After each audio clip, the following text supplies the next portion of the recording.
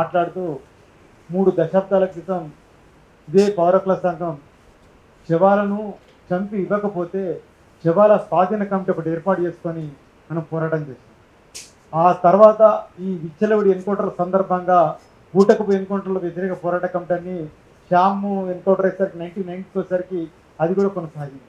ఆ తర్వాత ఆ క్రమంలో వచ్చింది మొత్తం ఈ ఎవరినైతే ఉద్యమకారులను చంపిన తర్వాత ఆ శవాల పూర్తి బాధ్యత, ఆ శవాలకు కూడా హక్కులు ఉంటాయి, ఆ కుటుంబాలకు అందజేయాలని చెప్పి ఆ బాధ్యతను పూర్తిగా కొనసాగిస్తున్నది అమరుల బంధుత్వ సంఘం. అయితే ఇప్పటికీ మనం ఈ ఆపరేషన్ కాగారు ప్రారంభించబడిన తర్వాత ఇప్పటి వరకు ఈ నంబాల కేశవరావు వాళ్ళ ఎన్కౌంటర్ కన్నా ముందు ప్రతి ఒక్క శవాన్ని మొన్నటికి మొన్న మన ఎవరైతే డాక్టర్ రవి అని మనం అనుకుంటున్నామో అతని శవాన్ని కూడా 8 రోజులు ఎండలో వానలో పెట్టి అసలు మొత్తం డికంపోజ్ అయినాక తెచ్చుకొని 1 గంట 2 గంటలు కూడా ఇంటికాడ పెట్టుకునే స్థితిలో.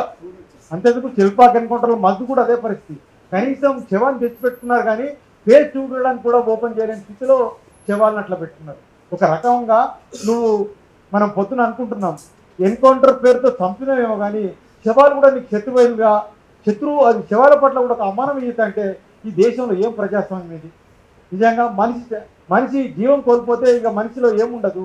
మనిషిని నువ్వు శవాన్ని చూసి కూడా ఎందుకు ఇంత భయపడాలి? శవాన్ని చూసి భయపడేటట్టయితే నువ్వు ఎన్కౌంటర్ హత్యలు చేయకు.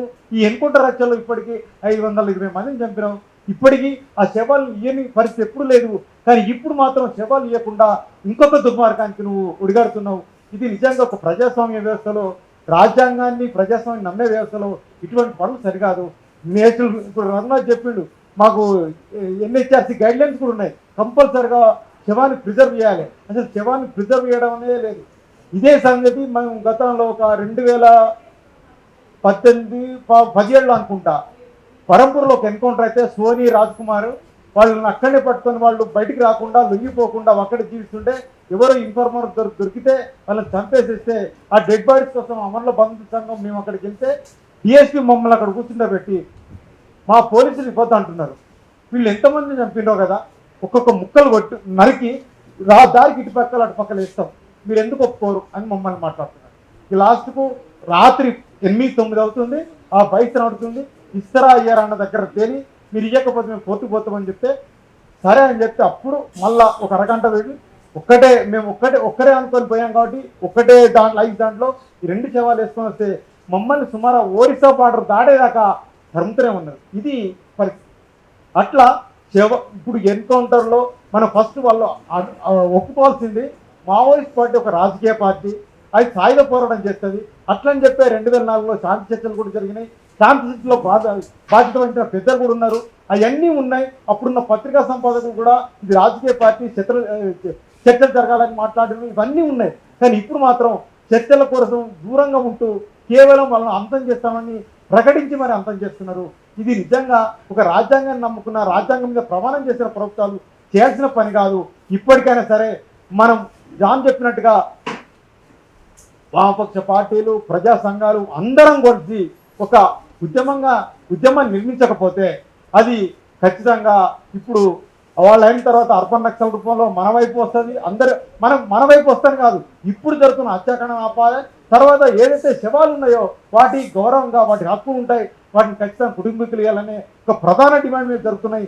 ఈ రౌండ్ టేబుల్లో దాన్ని నెరవేర్చుకోవడం కోసం మనం ఒక కంటిన్యూస్ ఒక ప్రోగ్రామ్ను నిర్ణయించుకోవడానికి ఈ రౌండ్ టేబుల్ తోడ్పడాలని, ఆ వైపు అందరూ మాట్లాడాలని, భవిష్యత్తులో వచ్చే నిర్బంధం తర్వాత ముందు ఆపరేషన్ కాగారు ఆగాలి, శాంతి చర్చలు జరగాలి.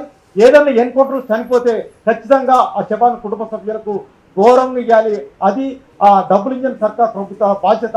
అది ఇవ్వకపోతే మనం రాజకీయంగా పోరాటం చేయడానికైనా సరే ఈ వేదిక తరఫు నుంచి, వామపక్షం తరఫు నుంచి మనం ఒక కంటిన్యూస్ ప్రోగ్రాంకు సిద్ధం కావాల్సిన అవసరం ఉంది.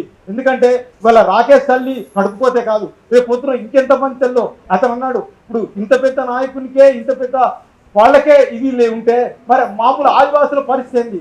అసలు రేపు పొద్దున 2009లో గ్రీన్లాండ్ ప్రారంభించినప్పుడు మేము అనుకున్నది ఏంటంటే శ్రీలంక లాగా బుల్డోజర్లు పెట్టేసేసి ఆదివాసులు చంపేసేసి భూమిలో పాతేస్తారని. రేపు పొద్దున శవాలు ఇవ్వకపోతే అంతే కదా, ప్రకటించకుండా శవాల్ని ప్రొకలతో తప్పించుకొచ్చేస్తే ఏమున్నది ఇక్కడ? అసలు వాళ్ళు ప్రకటిస్తేనే ఎన్కౌంటర్ జరిగినట్టు, వాళ్ళు ప్రకటిస్తేనే ఎన్కౌంటర్ చనిపోయినట్టు, ఇవి కదా వాస్తవాలు మన దగ్గరకు వస్తున్నాయి. అది ఇప్పుడు రేపు పొద్దున మన శవాల కోసం డిమాండ్ చేస్తే, అందుకనే ఇప్పుడు ఏదైతే ఒక హననం జరుగుతుందో ఆపరేషన్ కగారు పేరుతో, ఆ కగారు కోసం జాతీయ స్థాయిలో మన స్థానికంగా తెలంగాణ స్థాయిలో శాంతి కమిటీలు కూడా ఏర్పడ్డాయి. ఈ శాంతి కమిటీల ఒత్తిడిని కానీ విజ్ఞప్తిని కూడా ఏ ప్రభుత్వం పట్టించుకోవడం లేదు. ఇక్కడ రేవంత్ రెడ్డి కానీ ఇక్కడ చంద్రబాబు నాయుడు కూడా వాళ్ళు పట్టని సమస్యలుగా చూస్తున్నారు. ఇది ఖచ్చితంగా రేపు పొద్దున మీరు అందరూ పట్టించుకోవాలి.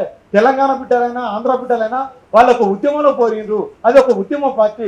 దాన్ని మీరు అట్లా చూడకుండా నేను మావోయిస్టులను అర్థం చేస్తాను, కార్పొరేట్లో కనీస సంపద అప్పగిస్తాను, దానికి ఎంత దుర్మార్గంగా కొనసాగిస్తానంటే ముఖ్యంగా తెలంగాణ ఆంధ్ర ప్రజానీకం ఒప్పుకోరు కాక ఒప్పుకోరు. దీన్ని మీరు అర్థం చేసుకోవాలి.